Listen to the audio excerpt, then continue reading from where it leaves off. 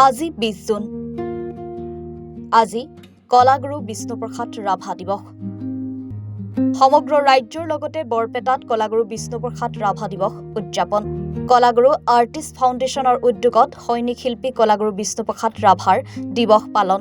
গীতে মাতে সৈনিক শিল্পীগৰাকীক স্মৰণ কৰা হৈছে বৰপেটাক। কলাগুৰু আৰ্টিষ্ট ফাউণ্ডেশ্যন বৰপেটাৰ উদ্যোগত গীতে মাতে সৈনিক শিল্পীগৰাকীক স্মৰণ কৰা হয়। কলাগুৰু আৰ্টিষ্ট ফাউণ্ডেশ্যনে অনুষ্ঠিত কৰা বিষ্ণুপ্ৰসাদ ৰাভা দিৱসৰ কাৰ্যসূচী অনুসৰি কলাগুৰুৰ প্ৰতিমূৰ্তিত পুষ্পাঞ্জলি অৰ্পণ কৰে বৰপেটাৰ প্ৰাক্তন বিধায়ক গুণীন্দ্ৰনাথ দাসে। বিষ্ণু ৰাভা দিৱসৰ এই অনুষ্ঠানতেই শ্ৰীময় অসীমৰ স্ৰষ্টা আধুনিক অসমীয়া সংগীতৰ বাটকটীয়া বৰপেটাৰ কৃতি সন্তান পুৰুষোত্তম দাসকো স্মৰণ কৰা হয়।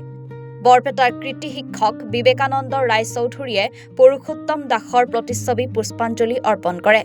বৰপেটাৰ বহু বিশিষ্ট নাগৰিকৰ অংশগ্ৰহণেৰে অনুষ্ঠিত কলাগুৰু আৰ্টিষ্ট ফাউণ্ডেশ্যনৰ এই অনুষ্ঠানত বৰপেটাৰ স্থানীয় শিল্পীসকলে বিষ্ণুপ্ৰসাদ ৰাভাৰ গীত পৰিৱেশন কৰে।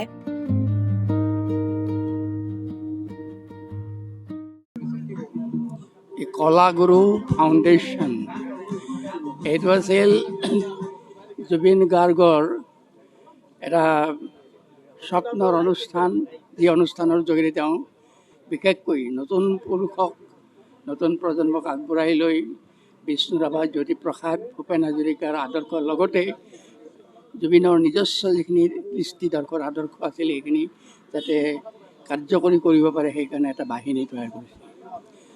যিজন বিষ্ণু ৰাভাক আমাৰ সকলোৰে হিয়াৰামঠু জুবিন গাৰ্গে কৈছিল তেওঁ মোৰ আইডল বুলি, মোৰ আৰ্হি, মোৰ আদৰ্শ। সেইজন বিষ্ণু ৰাভা, যিজন বিষ্ণু ৰাভাৰ সম্পৰ্কত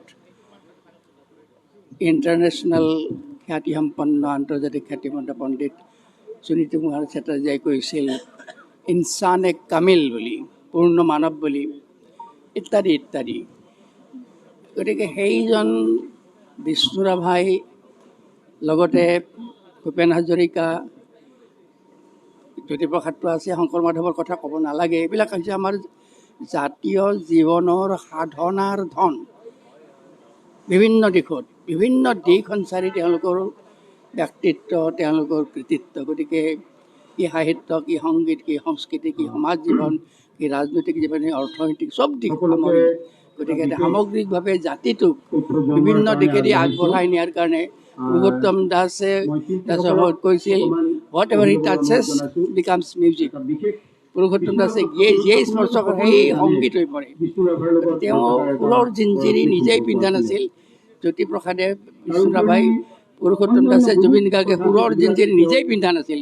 গোটেই জাতিটোকেই সুৰৰ জিঞ্জিৰি পিন্ধাবলৈ অপৰ্ত কৰিছিল। গতিকে সেইসকল মহান মনীষীক আমি আজি শ্ৰদ্ধা জনাইছোঁ, কৃতজ্ঞতা জনাইছোঁ।